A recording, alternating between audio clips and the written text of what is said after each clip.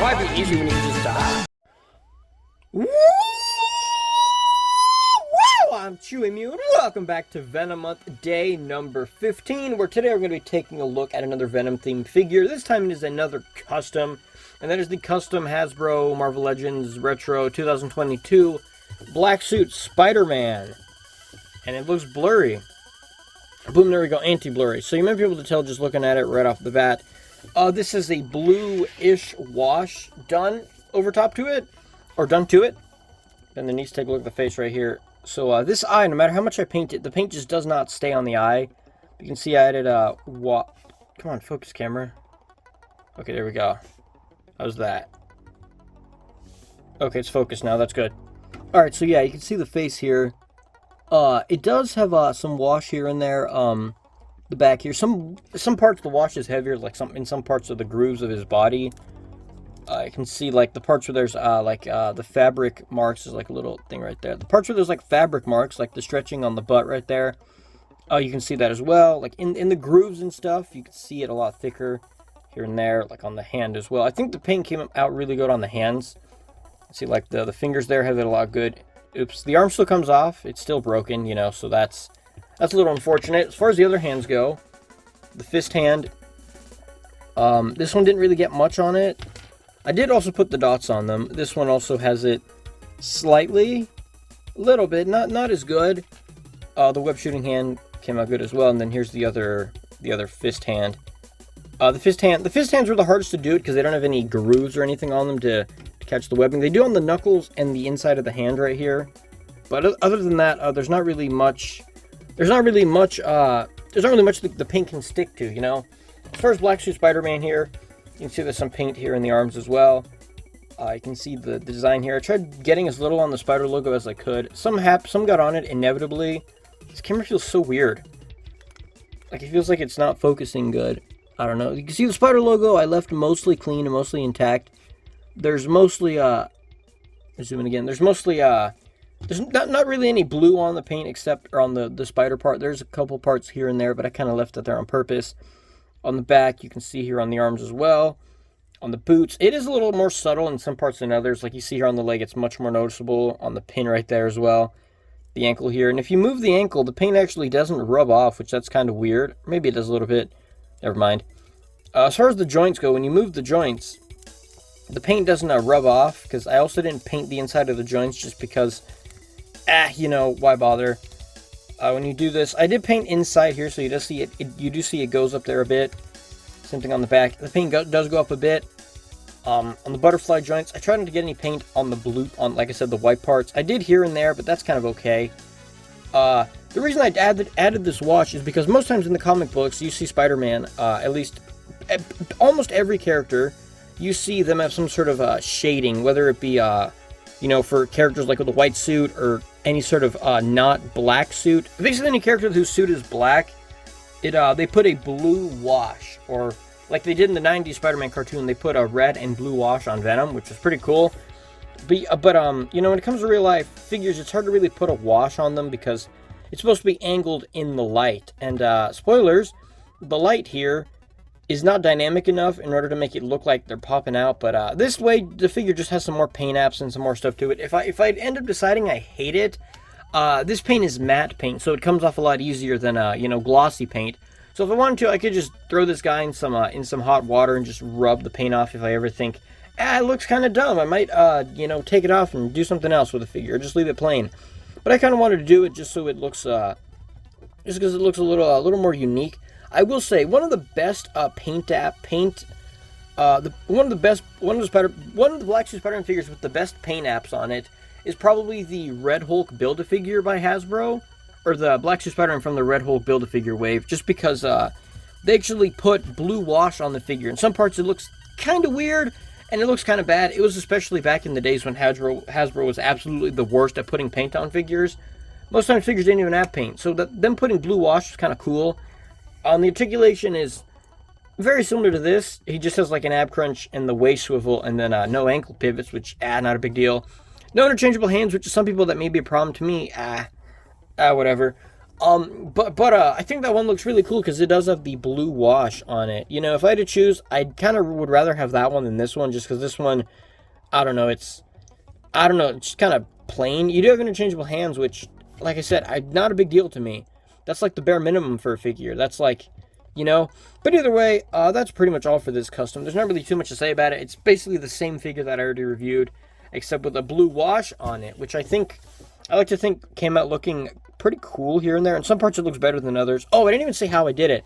So what I did was I took like this old rag. It's a t-shirt that's basically a rag now that I use it to like wipe up like if I spill water with my paint, or I need to wipe a figure really quick because I get paint on the eye or something, for example. What I did was I took some paint. Let me grab it here. This blue paint, and I poured like a couple dots, like 2 or 3 dots on the shirt, and then I kind of like rubbed the shirt together, and then I took the figure and I quickly smeared it all over the figure everywhere I could, and then I took a clean part of the shirt and then I wiped it off. Not too good. I didn't wipe it off very good, because if I wipe it off too good, all the paint will just come off, and that left this sort of effect. On the head, I just took a paintbrush and I kind of slathered it on. You can see here a little bit in the groove of the eyes. You can see there is some blue paint around the outline of his eyes. I tried doing that as well. And this side, I repainted the eye white, and the paint just does not stick on this eyeball.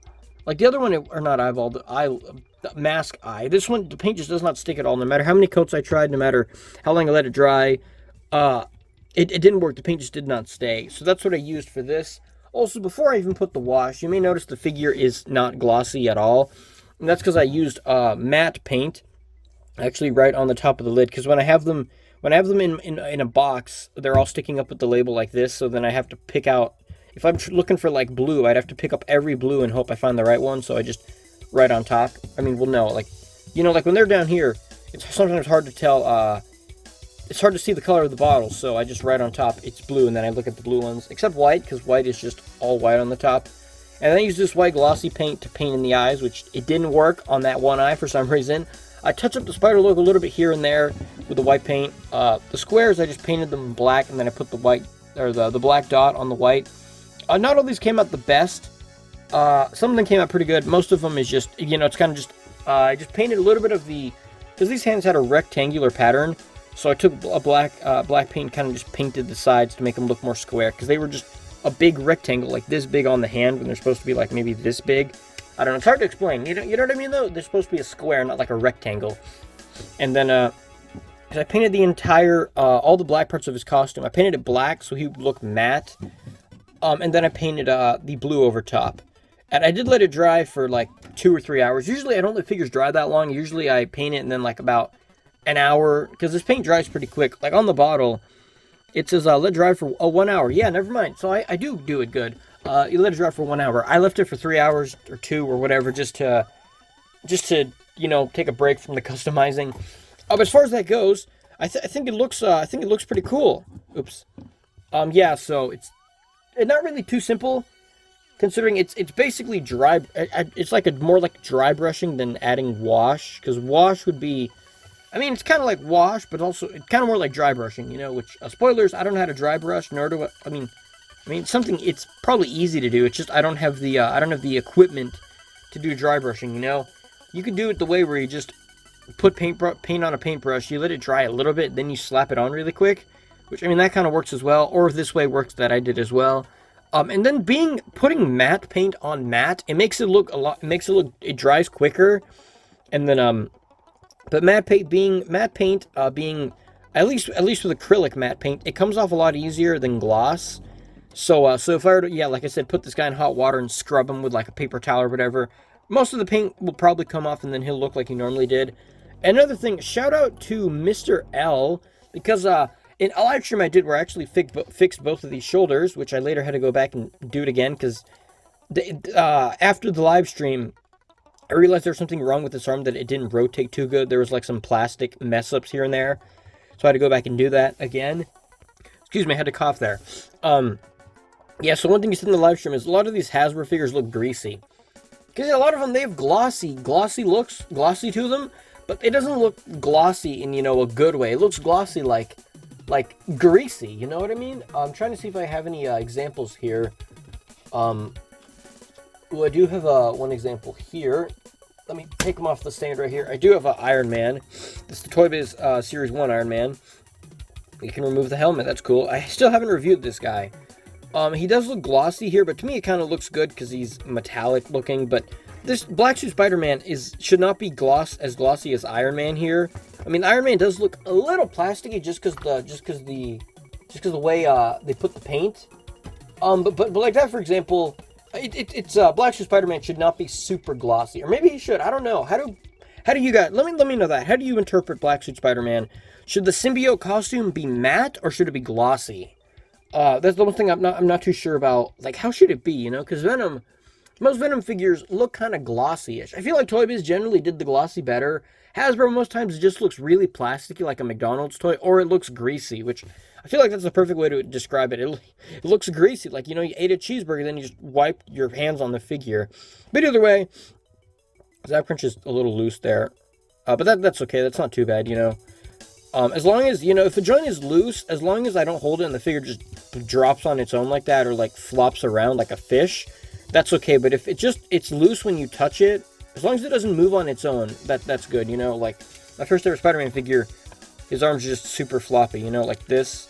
You know, as long as the figure joints aren't this loose, then it's okay if it's like, oh, the arm, it moves really loosely. But if it doesn't move on its own, then that's good, you know. Like if I move the arm like this, and then it slowly goes down, that's bad. But if it doesn't, that's good, you know. There's like a extra piece of plastic right there. But yeah, either way, that's all for this video. Let me know what you think about this custom, and I will see you guys in the next day of Venom Month. Wow.